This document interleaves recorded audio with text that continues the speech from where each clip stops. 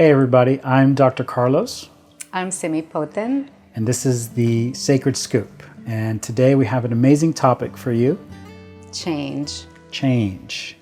Something that we're all very familiar with in a world that is constantly asking us to shift. I know, Carlos, you're transitioning in your career. Yeah. How is that for you? Yeah, it's been interesting. I've noticed here in the last several months a lot of reflection around the change, but this isn't new for me. So for those listeners that don't know, this almost feels like a fifth career for me. So after high school, I was in the military for a while. I transitioned from the military into a job as a fireman and paramedic. I did that for many years. Then at 32, decided to go back to school and be a student again and get a doctorate degree in psychology. So that was another major transition. And then sort of finding my career. And then I decided to start my own practice and become an entrepreneur. So there was another.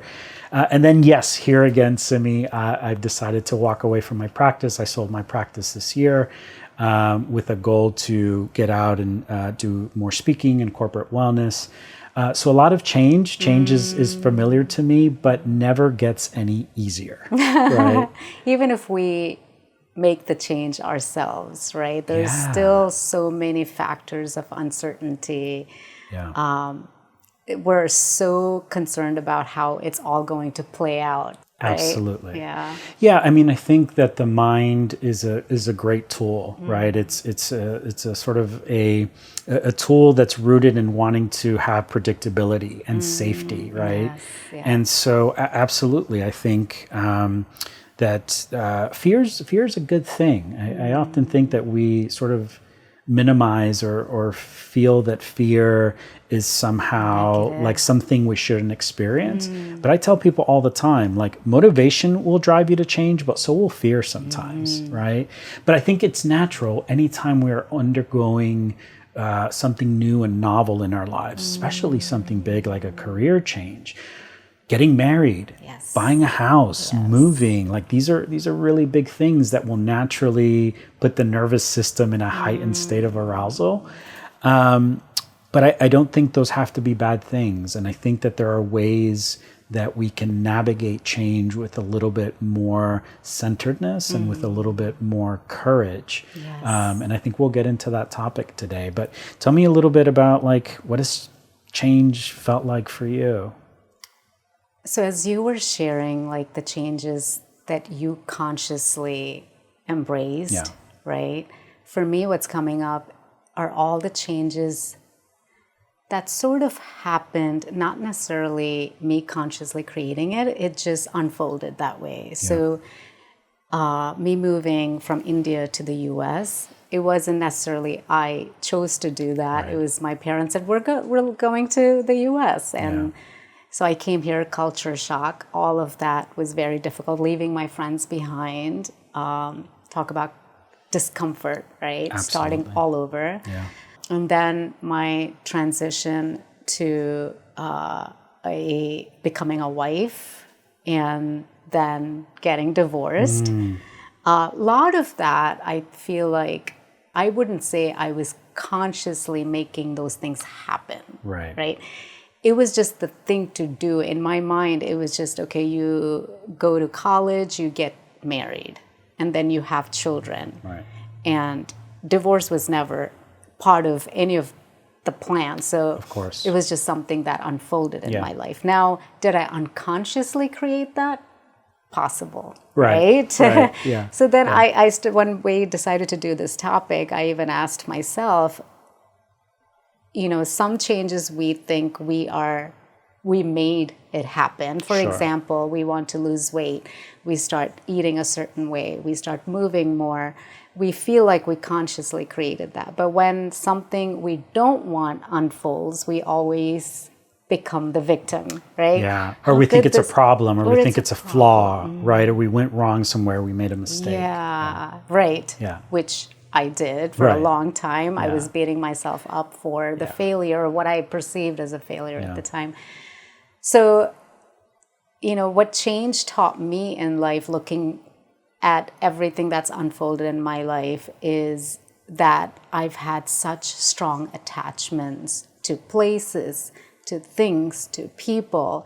So all of that was sort of teaching me the ultimate truth that I learned in Buddhism, which is that there is an essence of impermanence in this life. Absolutely. And change is part of that. Yeah. I mean, that's the root sort of teaching of Buddhism is impermanence, right? And so that everything is in constant flux, that everything is always changing, and that in reality, our suffering comes from the ways that we resist the change. Yes. Either by avoiding, pushing away the change that's coming about, or attaching ourselves too strongly to something that we don't want to change, right? And it's such a simple philosophy, right? If you just, I mean, just on the way here this morning was listening to something, and it was from the Sing Ming, and it says, "The great way is not difficult for they that do not have preferences." Right? That if we actually allowed ourselves to just sit back and witness the flow of life, the ups, the downs, the changes, and to not attach ourselves to preferences, to needs, the constant needs that we develop for people to be different, for the world to be different, for things to be unfolding differently, then we would really be grounded in a place of inner contentment and joy. Yes. But how hard is that to do as a human being, right? Is. Like, of course we have preferences. Yes. Of course we want things to constantly feel good and feel joyous and to avoid pain. I mean, I think that's the psychology part, that we are sort of wired to avoid pain and to move towards joy. Right. Yeah. And it does make sense from like an evolutionary perspective, right? Because when there's physical pain, of course you want to take a step back from that because there's a part of you that wants to survive. Makes sense. But it's gotten our mind is so powerful that now we are afflicting it with so much emotional pain that can be avoided per yoga teachings. Yeah. So, one thing that I learned was in yoga, there's this concept that you just shared. It's so interesting how 5,000 years ago people were talking about the same thing that we're all struggling with in today's age, right? So yoga talks about 5 afflictions, mental afflictions. And I know Buddhist teachings also talk about that. And 2 of them being raga, which is attachment to a person, to an object, to a certain outcome. There's this attraction towards that, and we want everything to play out exactly how we want it. And then the other spectrum, which is dvesha, which is aversion. There's a repulsion towards people, objects, a certain outcome.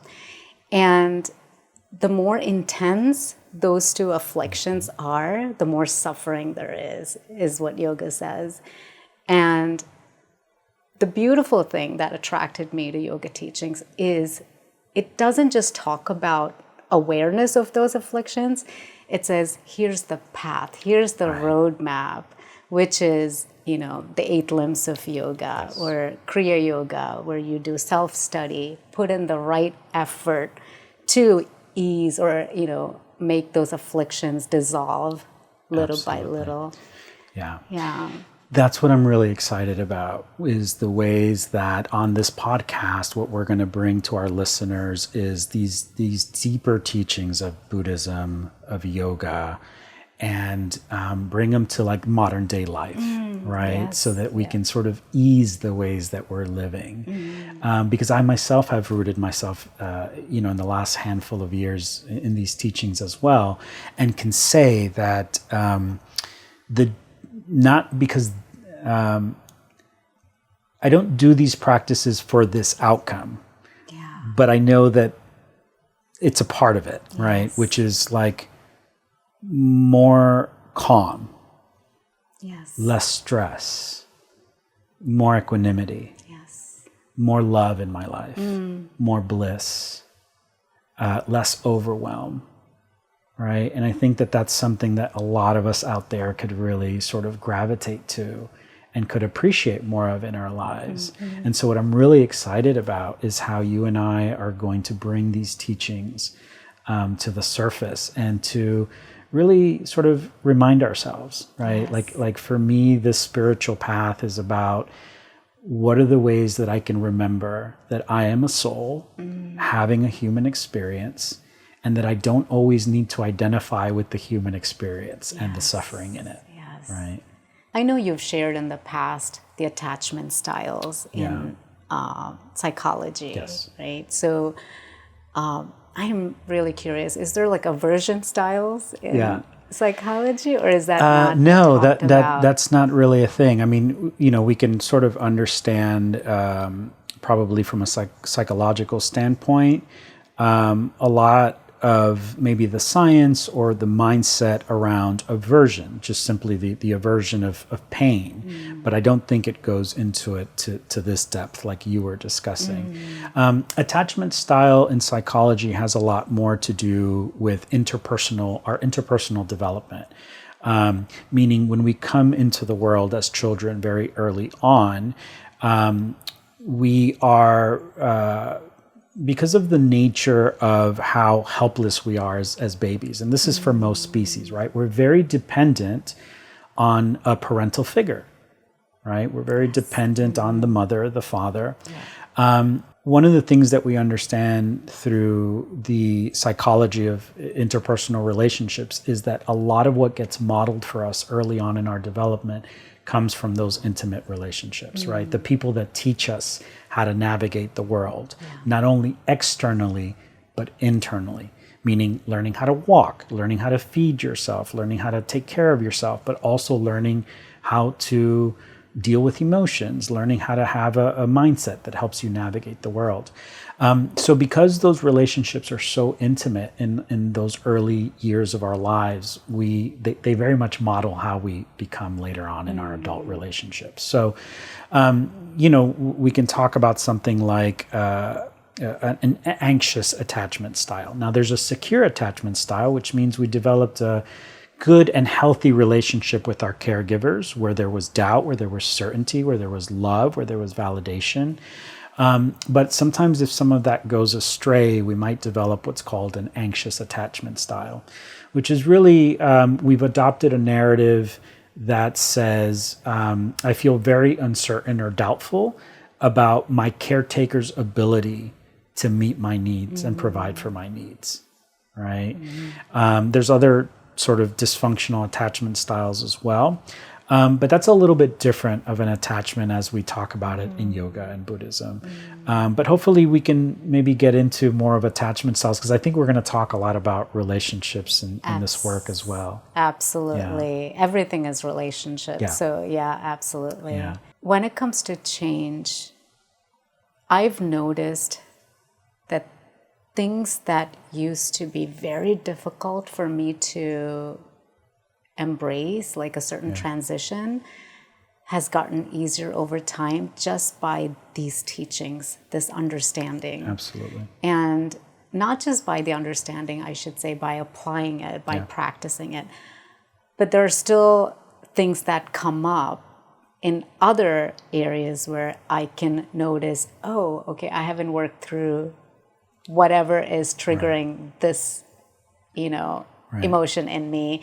It may not have to do with the relationship, if that was my initial trigger, or not trigger. It was something that I found very difficult to navigate. It might be with career. It might be with a relationship with my parents, not necessarily a spouse, right?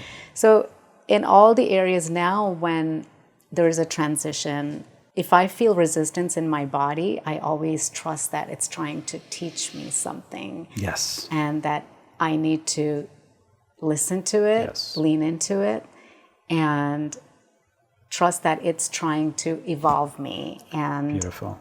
And for me, that's the purpose of this life, evolution. From a soul perspective. That's how I so see it. Beautifully said, Simi. I think the major shift that my sort of my deepening of Eastern philosophy, the mental shift that helped me make is that everything in my life is there to teach me. That's the doubt, the fear, the triggers, right? And I think that especially here in the US, the culture is very much driven by attachment in a lot of ways, right? That we want all things and we want them fast and we want constant pleasure and we want it yesterday. And I just think that leaves you on this perpetual wheel of seeking and dissatisfaction because you never arrive. And so what these teachings have taught me is that if I can take time to notice the ways that I'm experiencing doubt and fear and all of these things that we tend to avoid, that there's a lot of wisdom there for us, right? And, folks have asked me recently, like, Carlos, you sold your practice. Like, what's next? Right? Like, what's the plan? Especially around business people. Yeah. And it freaks them out to hear me say, I don't know. I'm not sure what's next. But you find comfort. Now I can find comfort in that, right? I mean, when people ask me about all of the success I've had in my life, for instance, Simi, they're like, wow, you planned this amazing life for yourself. And they're shocked to hear, no, I didn't. Like the joke I make is like, I've been stumbling my way through life, right? Like at any given moment, there's a series of decisions or choices. You make one, you leave the other behind. But like, I couldn't imagine even 5 years ago that I'd be where I am now, much less 10, 15, 20, or 30 years ago. So how silly for me to think that I'm going to sit here today and plan what 5 years from now is going to look like. Do I have a general vision? Sure. I know a direction in which I'm headed. But I also know from experience at this point in my life that there are so many unknowns that I can't account for, that I'm just not going to be able to predict. But I know that I can develop the inner wisdom and the inner practices to be like, whatever that is, I'm going to be ready for it. And I know that I have tools that I've now developed for whatever arises. And that if I just keep showing up in the world with faith, with trust, and allowing myself to be in the service of others, the rest will take care of itself. That is beautiful. I think that's a beautiful way to approach life. Yeah. And I love how you said you have become comfortable with discomfort, with the unknowing. Yeah. And you're no longer outcome oriented. You're more focused on the journey itself. That's it. Which is this moment right here, right? This moment. That's all we have, right? Yeah. Is this moment. This moment. Yeah. So I'm so excited for this first episode to just kind of like a little bit of a teaser of what we're going to get into in future episodes. And for anyone out there navigating change, I mean, that's everybody, right? Like we talked about, right? It's the concept of impermanence. It's change is always going to be there. The better we get at grounding ourselves and sort of sitting back and observing and being okay with everything that's changing, the better lives we can live. So absolutely, all of us are in this together. Yeah. So thank you for joining us on this episode where we talked a little bit about change. And stick around because I think we have a lot more beautiful conversations and beautiful tools that we want to offer our guest. Thank you for being here with us. If you enjoyed this episode, please be sure to subscribe and hit the notification bell. We'll see you next time.